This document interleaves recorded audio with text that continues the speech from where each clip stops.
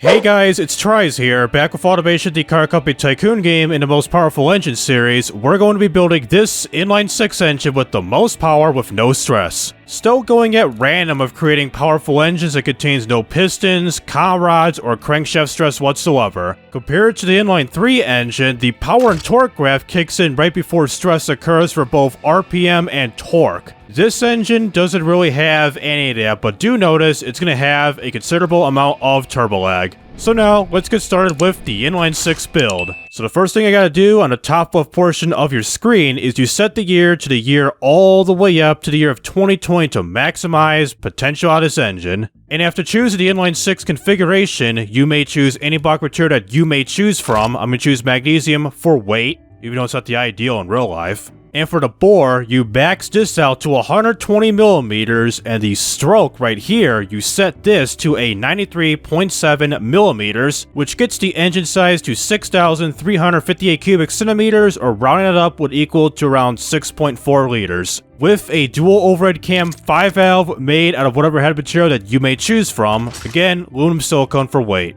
And with this quality slider, as you see right here for the open beta version of this game, you set this bad boy to a plus 15 for everything, no matter if it's for the engine block in general, the internals, turbocharger, fuel, exhaust, UIT, for everything. For the balance shaft, you're required to have a harmonic damper to reduce the chances of the crankshaft from exploding, and the rest of the materials such as the crankshaft, so a billet steel crankshaft, with a lightweight titanium conrods, and the piston set to a regular forged. For the compression, you set this bad boy all the way up to an extreme level of a 15.0 to 1 ratio. The cam profile nearly maxes out to a 92. The springs and lifters set a bit higher to a 66. And of course, like always, VVT at all cams. For the turbocharger, it's going to be a twin turbo setup with a smart boost system. With the intercooler, max this out to 12,100 horsepower. And this should automatically select this for you, so for the aspiration setup details, it'll be a variable geometry ball bearing setup with the compressor maxed out to 120 millimeters, the turbine set to 118 millimeters, the air and compressor trim maxed this all the way up to 100, and the maximum boost will be set to a 39.2 psi. For the fuel system, it's pretty much straightforward, so we're going to be using a direct injection throttle per cylinder configuration with a performance high intake, running on the highest fuel, which is DevBef fuel. The fuel mixture set to a 10.4, the ADATA timing set all the way up to 100, and the max RPM set to 8,500 RPM. And lastly, for the exhaust everything, so we're using a turbocharged racing headers, and watch everything just appear out of thin air with the turbos and everything. It's kind of weird how this game does that for some odd reason. So anyways, for the exhaust size, you max this out to 203 millimeters, which equals to 8 inches.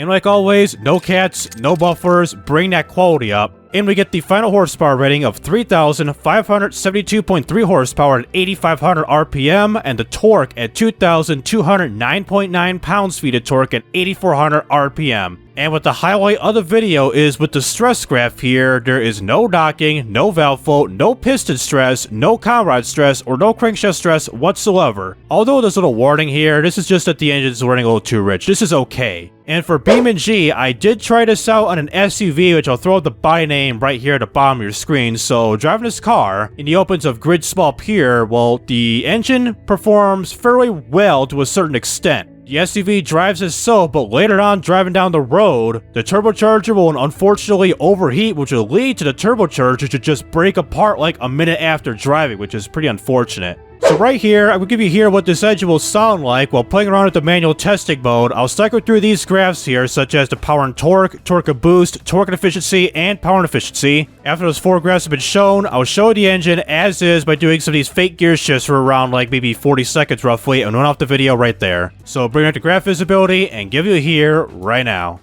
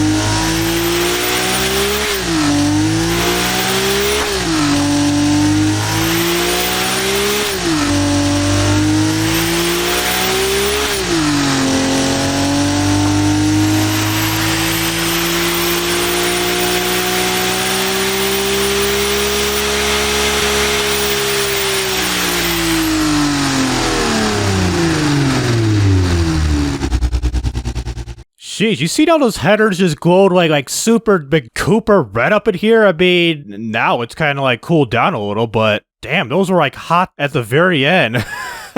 Just whatever you do, don't touch the headers whatsoever, kids. So that'll do it with Automation, the car company Tycoon game with this powerful yet stress-free inline 6 engine. Despite some considerable turbo lag near the high end, it's not as bad compared to the inline 3 build where the power kicks in at the red line. It's doable, but I'd suggest using short gears so your vehicle could stay within this power band.